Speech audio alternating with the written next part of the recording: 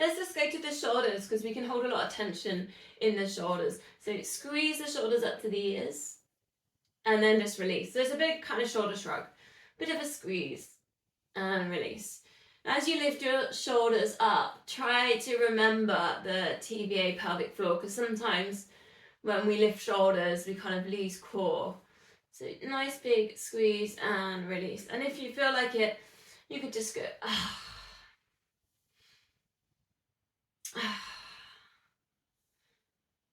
Couple more. Keeping the pelvis tucked under. So now we're going to go shoulders forwards. And then go shoulders back. And you can use your palms here. So you can turn your palms, touch the side of your legs as you go forwards. And then as you take your shoulders back, turn the palms to the sides. And the kind of neck can get a bit of a workout here because you might think about looking up when the shoulders go back and then looking down, chin down to chest as the shoulders go down. Now again, notice that particularly when the shoulders go up, what happens with the core, because sometimes shoulders up, we're looking up, we just lose that connection with that pelvic floor and that TVA. Maybe you feel, I mean, if you've had a bit of a crappy day, maybe your shoulders have been down. Maybe when your shoulders go down, you notice your chest getting a little bit of stretch when your shoulders go up and back. So just take your time, kind of stretch through that.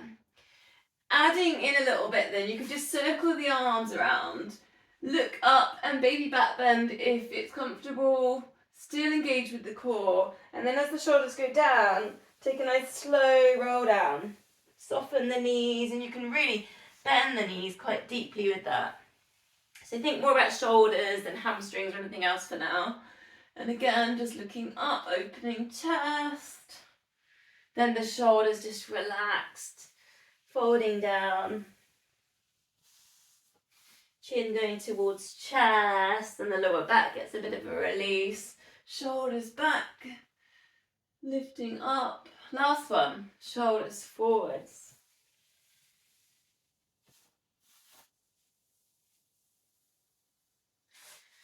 Centering then, just a couple of little circles with the shoulders, so just taking them through some of that range that we just gave them.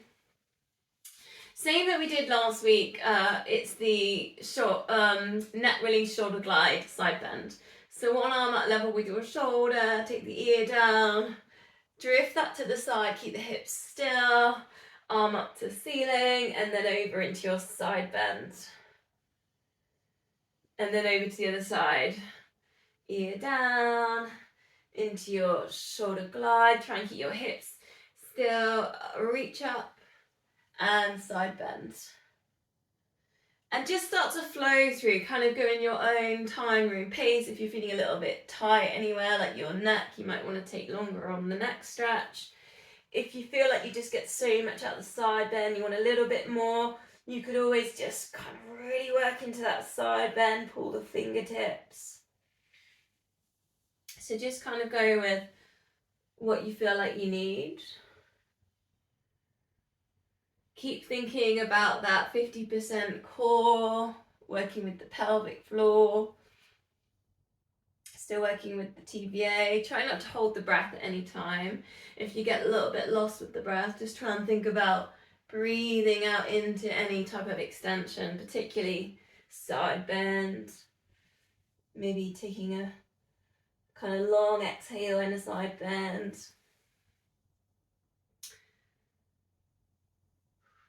This is one of my favourite moves. I actually only really do it in Pilates. I should do it just every day. I just think it's got so much in it. Last time, each side, your pace.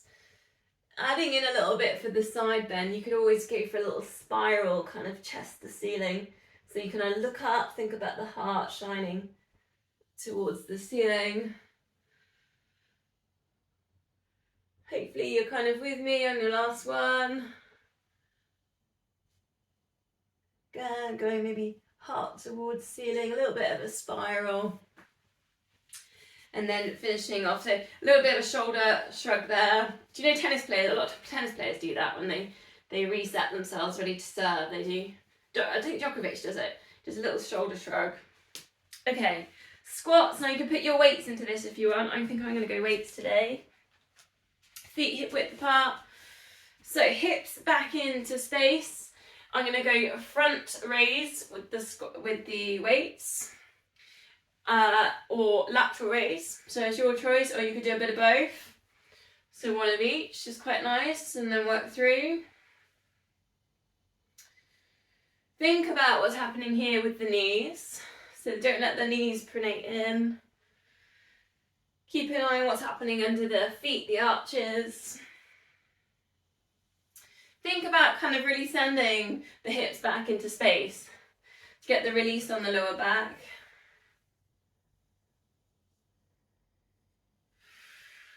It's good coordination if you're doing the different arms.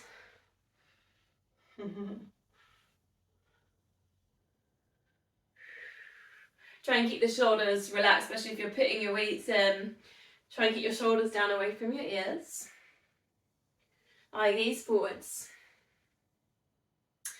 Slight change now, we're going to put in a bit of balance. So it's down into your squat, but you can take the weights just down and then reach the arms up and over and go up onto your toes. So there's your balance. Coming down into your squat and then round into your balance. And you find that you need to really use the pelvic floor. Squeeze the glutes as you do your balance.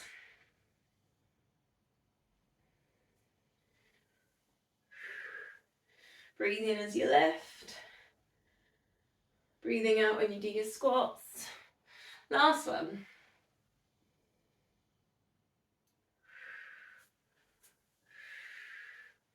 Okay, again a little bit of a shoulder circle. So, elbows tucked in, scapula set, with or without weights. If you think about what's happening with the wrist, try not to let this happen. So a little bit of tension, keep the tension there in the forearm. So strengthens through the wrist as well. Think about the elbows. So sometimes elbows can go back or elbows forward. So really think about them being down, and that will come from the shoulders. So check your shoulders are not forwards or back. Well, a little bit back. Length at the back of the neck, but check that you're not dipping your chin forwards. So almost like imagine you're making a double chin. So a little bit of add in to some balance, just a little leg swing. I'll show you this one, forwards and back. So there's a little bit of work with balance. Just take the weight into one foot, and then just a gentle kind of swing with the leg. Not really even engaging the well, you see I feel a little bit in the glute, but it's not too much work here. It's just more working with balance. Engage pelvic floor. Then just swap legs again, just a little swing. Eye gaze forwards. Should feel the squeeze on the scapula, which is the backs of the shoulders. I always feel this a little bit from chest to shoulder as well, just where maybe I'm a little bit tight in there.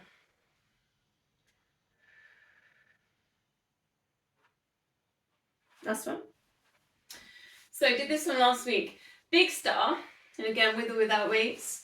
Then bend one knee, take that hand down towards that foot, then up to your star. It's almost like a version of wood chopping, that move. Big star, down, touch the foot. Breathing in, think about widening the rib cage, but just be careful you don't arch the lower back. You keep the pelvis tucked under.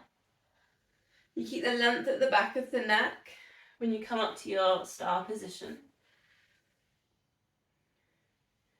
Stay strong again in the wrists, so we're not floppy wrists at the top, especially if you're holding onto your weights.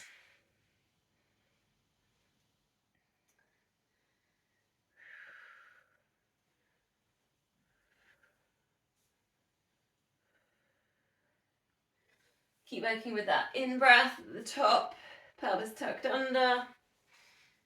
Oh, I just love the stretch here on the like kind of the inner thighs, really feels really good. 2 more.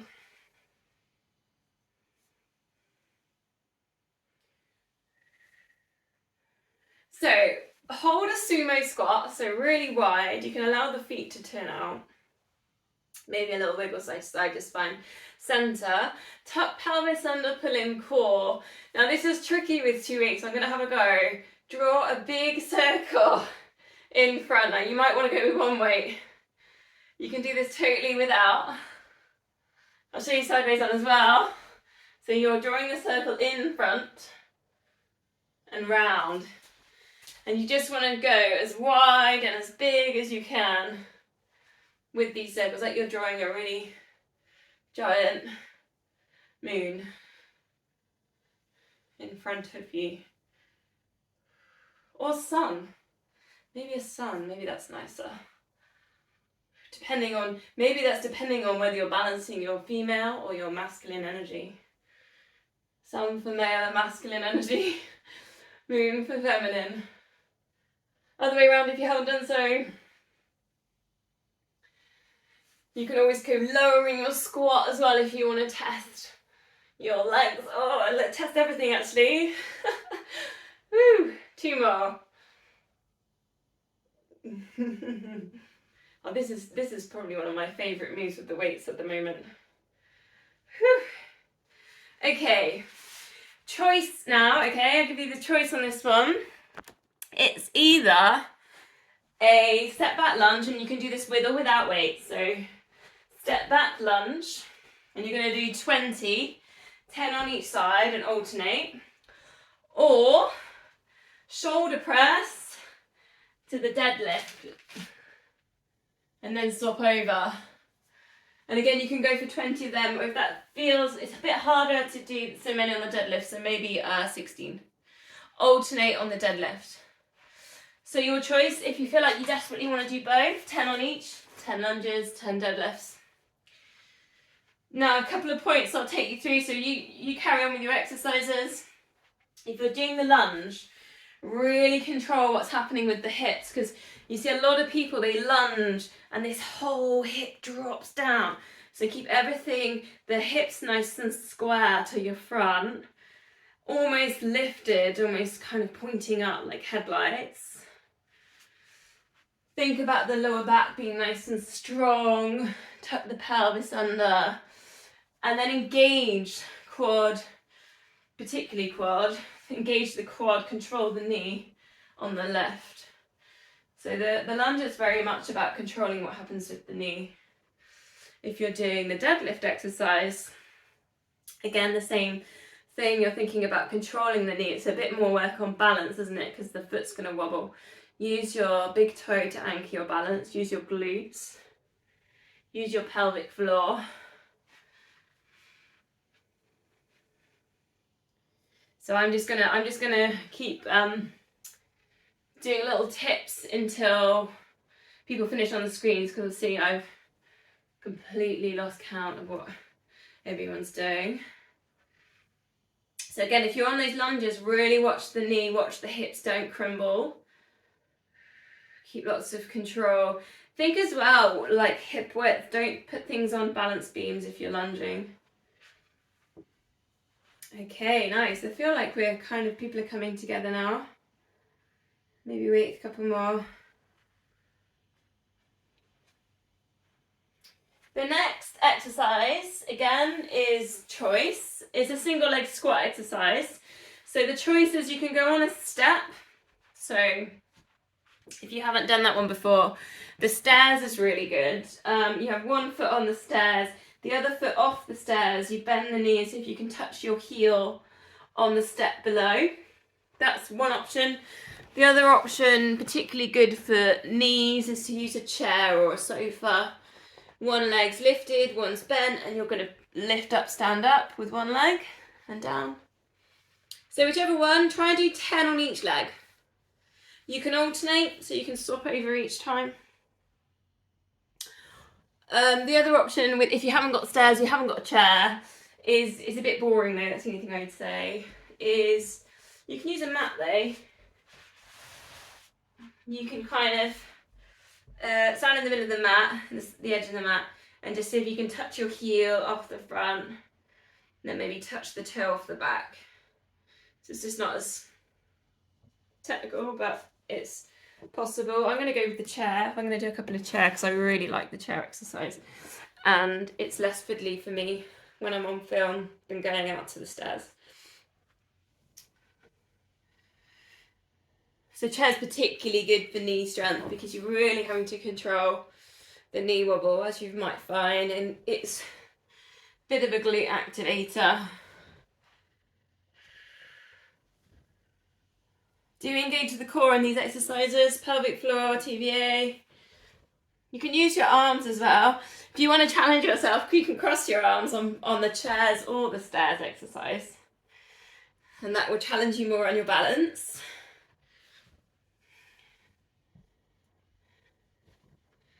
These are the sort of exercises the physio gives you and you just never do, aren't they? I know. Physio's like, yeah, and then you do these exercises 4 times of the day. And they'll give you something like 3 times 20 repetitions 4 times of the day. And you're like, no, I never do that.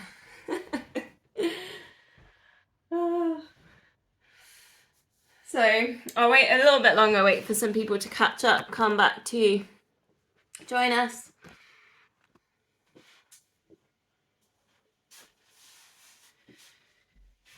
So coming back to a little bit more work with balance, we're going to go to the closed eyes balance. I'm going to give you another mudra and it's called Ganesh. So this one, you take the fingers and you interlink them, and it doesn't matter which way around. It doesn't matter. We'll do one way and we'll do one the other. So interlink, shoulders down and back. So do a little bit of a shoulder circle. Now what you're going to do is send the elbows away from each other. So you're kind of pulling on your fingertips. So there's kind of like this tension. You might feel it on the backs of the shoulders. So you're holding this, and we'll do some balance exercises. This is Ganesh, and this one, you can imagine and visualize your life, your path, having no barriers, which is what Ganesh is all about. So you can do that with any goal that you might have. So anyway, holding in Ganesh then, just take the weight onto one foot. Keep sending the elbows apart. Use your pelvic floor, pull in. Use your big toe as a bit of an anchor. Close your eyes. See if you can hold that for 5 seconds.